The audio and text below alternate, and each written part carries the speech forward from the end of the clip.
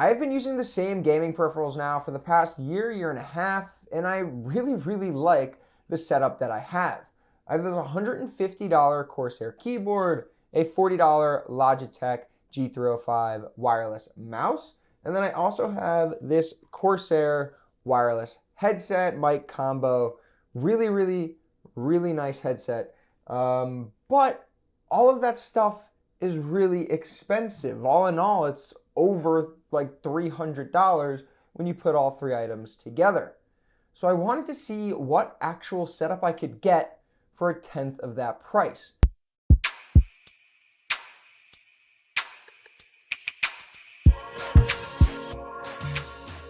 So I ventured off to Amazon and searched for the perfect peripheral setup that came in under $30. Now this was an extremely difficult feat, but I managed to pull it off. And now it's time to throw these devices to the side and figure out if our $30 setup is any good and if you should actually go out and buy some of these cheaper options. So let's toss this off over here. No need for this anymore. Headset, too expensive. And now it's time to swap all of that out with our $30 setup from Amazon. So here is our $30 Amazon peripherals setup. Now, it may not be the actual cheapest setup that you could purchase on Amazon, but these are all very reputable devices with well over like 800 or 900 reviews, all rating at like a 4, 4.5 star. I think there's like 3,000 reviews on the headset, 800 or 900 on the keyboard, and a couple thousand on the mouse. So I didn't want to just go with the cheapest thing that had 50 reviews at a 2.5 star because I knew it was going to be terrible. But overall, based on the Amazon reviews, these things look pretty reputable. But let's get them unboxed, test them out, and see if you should actually go out and buy this cheaper hardware or if it's worth to spend the extra money and that 10 times the extra money to buy something from Corsair, Logitech, EVGA, or some of those more high-end reputable gaming device makers. So let's get these things unboxed and actually see how they work.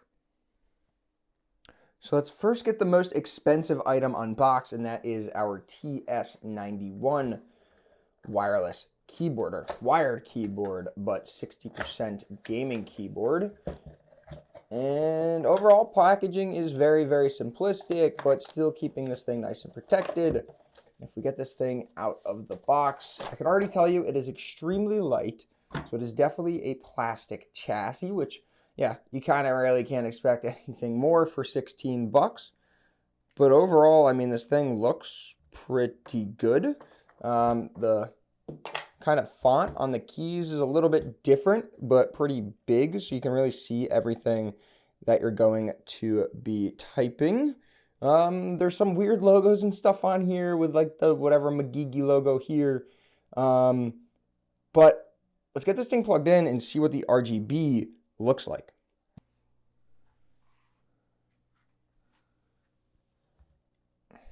So there we go, all plugged in. RGB actually doesn't look bad. I mean, you can see it all between the keys there. It bleeds through pretty nicely, both through the lettering and through in between of the key caps. So overall, I mean, I can't really complain there. Now, this isn't a mechanical keyboard. It's actually a membrane keyboard. So you still do get a little bit of a click, but it's also very like soft and quiet going down. Overall, it is, I don't know, it's decent to type on.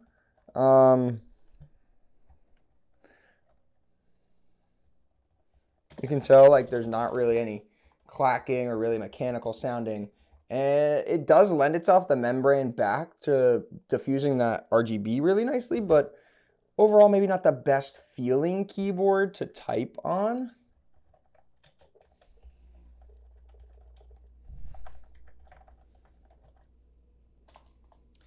Overall, I don't know that I would recommend it for the functionality. It'll work. For 16 bucks, you're getting a really nice looking keyboard, even though it is an all plastic chassis. The keycaps are pretty cheap. Got this kind of like texture. The paint's a little bit all over the place on the actual keycaps. There's some little bit of like over droop on the paint into the actual like design on the keys. So definitely not the best craftsmanship, but you can't expect a lot for a $16 keyboard, especially one that comes with this RGB functionality. And overall looks the part of a really, really nice 60% gaming keyboard. Alrighty, so now we have our $7 gaming mouse, also RGB, but we'll see how that looks once we get this thing unboxed. Yeah, we're not going to open this the prettiest of ways, but we'll get it out of the box so that you guys can see what this mouse looks like.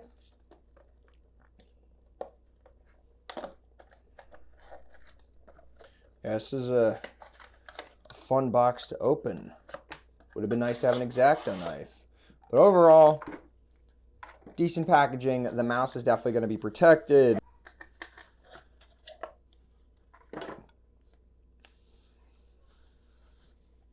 And there we have it.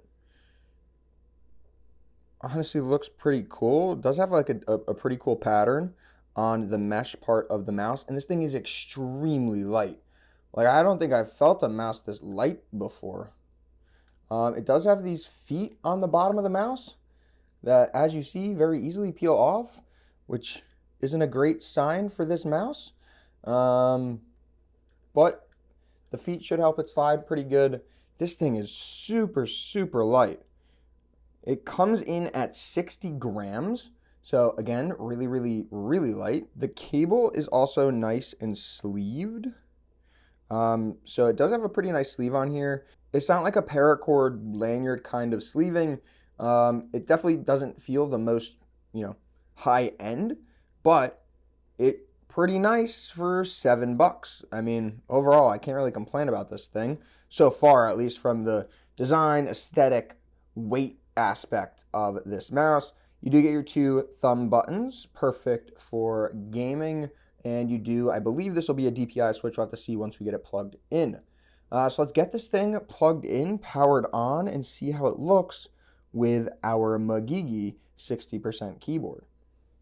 So overall, the RGB effect on this mouse looks pretty nice, and it's actually really, really bright in person, and it diffused really well through that diffusion layer underneath the actual honeycomb portion of this mouse.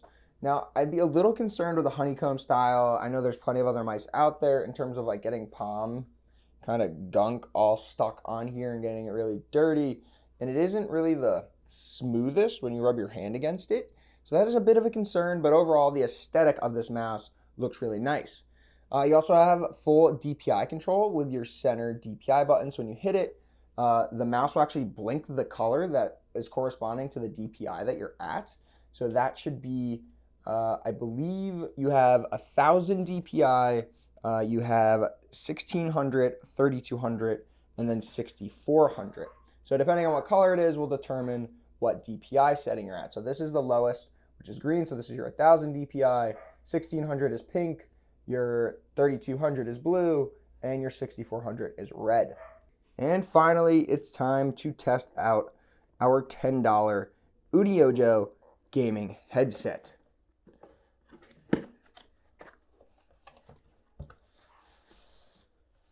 Overall, the packaging is decent.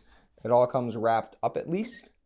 And if we get this thing out of the packaging, overall, not a bad looking headset.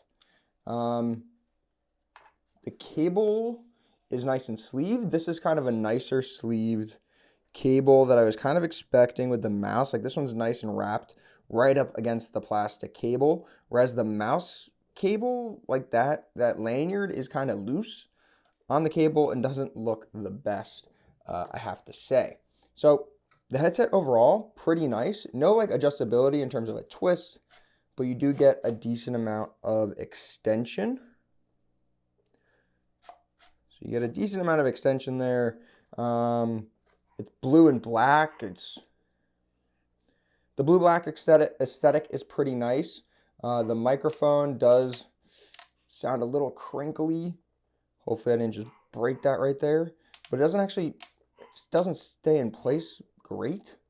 We'll see how that holds up actually when I throw this thing on and try to game in it. And then this is a really weird setup.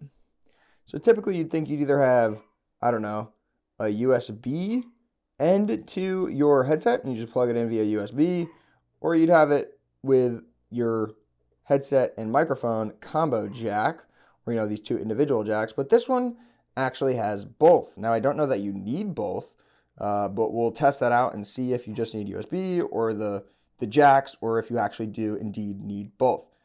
So overall, the headset looks pretty good. It actually has a decent amount of noise cancellation based on the fact that it's actually over the ear, like it completely encapsulates my ears inside of the actual cups, which is pretty nice for a $10 pair of gaming headphones. And like the mic, we'll test it out, but it actually does stay in a pretty good spot. You can really adjust it and move it around wherever you want and wherever you need. There's even the nice little RGB accents on the ear cups. You do indeed need both the USB for the RGB, and then you need to plug in either via a microphone headphone combo jack or the two jacks individually in order to get the sound input and output from the headset. So now I've switched over to the gaming headset mic, so bear with me if it's not the best. I'm not really sure how it's going to sound, but we'll figure that out, and you guys will hear it as I'm talking to you. Overall, decent experience when it comes to this entire setup right now. I mean, like I said, the mouse super light, and the keyboard feels pretty good. Again, even though it is that membrane keyboard, I can't really say there's any more latency or anything like that. I'm trying to feel with the game if it's really any different, and I would say no. The mouse is also really responsive. And the clicks feel good. They're kind of a little soft. They're not as quick as I would like them to be. But overall, like, zero complaints. For $30, this entire setup is pretty hard to beat. And the headset also is really impressive. Not gonna lie. For $10, the sound, really, really nice. Having the volume controls on the headset itself, also nice. I can also just use the function keys in order to raise the volume on the keyboard if I could figure out where that is. Overall, for a 60% keyboard, I've this headset actually does sound really, really nice. The DPI adjustment also on the mouse, pretty quick and like nice and clean. Overall, like the aesthetic on all of these devices and the performance for the price, extremely difficult to beat. I don't know. I don't really have any crazy complaints knowing that all of this only costs $30. Overall, I'm super impressed by these peripherals, and I'd honestly really recommend them for the price.